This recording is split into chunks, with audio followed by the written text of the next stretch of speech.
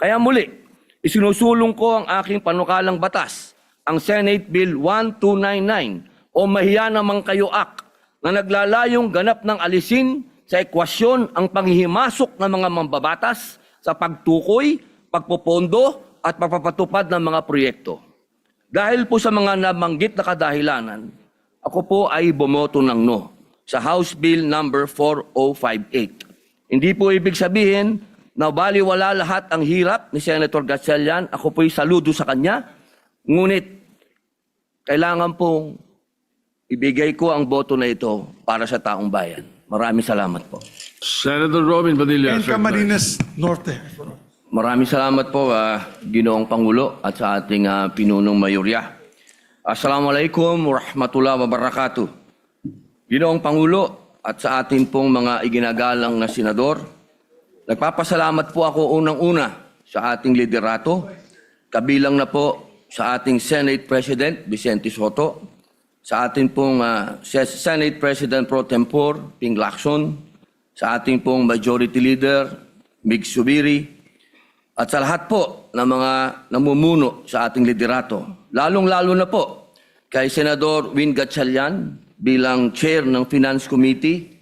Sa loob po ng aking 3 taon dito, masasabi ko pong siya ang pinakamagaling, pinakamahigpit, pinakamaingat at masigasig na tumayo bilang Finance Chairman po natin. At ako po'y nagpapasalamat sa liderato sa pagsusulong ng mga inisyatiba para sa mas malinaw at transparent na proseso ng budget ngayong taon. Taus-puso rin po ako nagpapasalamat na naipasa ang aking mga isinulong na karagdagang pondo sa NCIP, NCMF at Supreme Court para sa pagtatatag ng mga karagdagang Sharia courts na malinaw na nagpapakita ng malasakit ng Kongreso sa mga sektor na ito ng lipunan. Gayunpaman, malinaw naman po na ako po ay nasa minorya.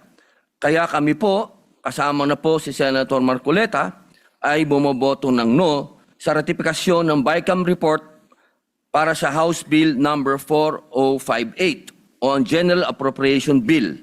Malaki po ang paggalang at tiwala ko sa aking mga kasamaan, ngunit meron lamang po akong mga punto na nais ihayag.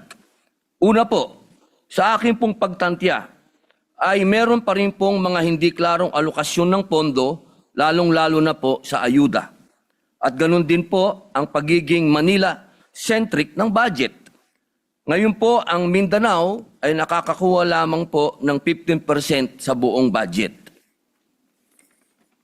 Ikalawa, bagamat naipanalo po natin sa Senado ang kapakanan ng mga katutubo, ako po'y naniniwala na kulang pa rin ang pondo para sa sektor ng mga katutubong pamayanan na lagi pong pinagmumulan ng kaguluhan, ng rebelyon at terorismo.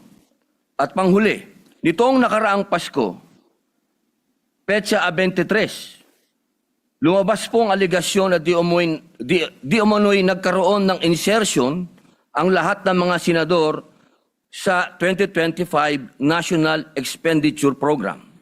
Ang isyong ito ay naging sentro ng malawakang talakayan at nagdulot ng kawalan ng tiwala ng publiko.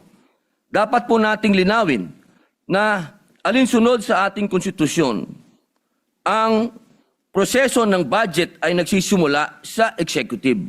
Ang paghahanda ng budget o ang National Expenditure Program, na kilala rin bilang President's Budget, ay kapangyarihan ng Pangulo na ipinagkaloob ng saligang batas.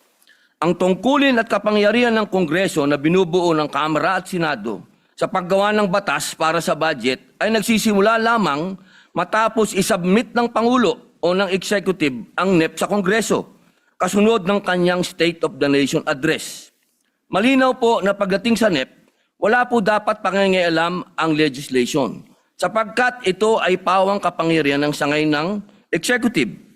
Hindi ko po lubos maunawaan kung paano pong naisama ang aking pangalan sa listahan ng mga di-umano'y nagkaroon ng insertion sa pondo ng DPWH sa ilalim ng 2025 NEP o tinatawag ngayong Cabral's List. Ginoong Pangulo, napakasakit po nito sapagkat ako po, sa panahon na yon, ang presidente ng opposition party na sa kalagitnaan po ng kampanya at eleksyon ay nailagay po ang aking pangalan dito. Ito po ay napakasakit po para sa akin. Dagdag pa po rito, nariyan pa po ang agam-agam na maaari muling maiuwi sa kategory ng for later release ang malaking bahagi ng budget. Partikular na ang amyendang ating ihain sa bulwagang ito. Halimbawa po, sa ilalim po ng 2025 General Appropriations Act, nagkaroon po ako ng iba't ibang amyenda para sana sa mga proyektong makatutulong sa mga tao at lahat po yun ay nag-umpisa na magmula pa po noong 2023. Sana po, hindi na po ito may FLR, pero ang balita po, yun daw pong mga hinog, kami po yun, yung oposisyon, yung mga hinog, ay mga FLR uli. Kung ganito lang din po ang mangyayari, hindi ba't parang nasasayang lang ang paghihirap at pagsisikap natin sa deliberasyon? Ang FLR ay bahagi ng proseso, pero nagresulta ito ng pagkaantala sa agarang benepisyo para sa mga nangangailangan nating kababayan, lalong-lalo na po yung nag-umpisa ng mga proyekto. Ang deliberasyon at pag-aproba ng pambansang budget ay isang malaking responsibilidad ng legislation na hindi dapat pinababayaan. Huwag sana nating hayaan na ang reputasyon ng Senado at ng buong institusyon ng Kongreso ay masira dahil sa pagkakaroon ng mga aligasyon at kontrobersya. Kung ang mga ito ay hindi tutugunan at itatama, mababaliwala ang maraming buwan, mahabang araw at gabi na ipinuyat at ginugol ni Senator Win Gatchalian upang busisiin ang budget ng bawat ahensya ng gobyerno. Nais ko din pong kunin ang pagkakataon na ito upang ipahayag ang aking mungkahi para sa 2027 budget upang maiwasan ng anumang iskandalo. Una, marahil ay napapanahon na upang makonsidera ang pag-amyenda ng ating saligang batas. Naway maisang-alang-alang ng ating kasama, Senador Kiko Pangilinan bilang tagapangulo ng Committee on Constitutional Amendments and Revision of Codes, ang pag-update sa mga probisyon ng konstitusyon, lalo na po patungkol sa kapangyarihan ng legislation sa pag-amyenda ng budget. Baka maaring pag-aralan kung nararapat nating alisin ang kapangyarihan ng legislatura na mag-amyenda ng budget dahil nakita nating madali itong maabuso ng mga gahamang nasa pwesto o di kaya'y patibayin ang mga limitasyon sa kapangyarihang ito. Pangalawa, batid ko pong matagal na proseso ang pag-amyenda ng saligang batas dahil sa usapin ng voting jointly at voting separately. Kaya muli, isinusulong ko ang aking panukalang batas, ang Senate Bill 1299 o Mahiya Naman Kayo Act na naglalayong ganap ng alisin sa ekwasyon ang panghihimasok ng mga mambabatas sa pagtukoy, pagpopondo at pagpapatupad ng mga proyekto. Dahil po sa mga nabanggit na kadahilanan, ako po ay bumoto ng no sa House Bill number 4058. Hindi po ibig sabihin na baliwala lahat ang hirap ni Senator Gatchalian. Ako po'y saludo sa kanya.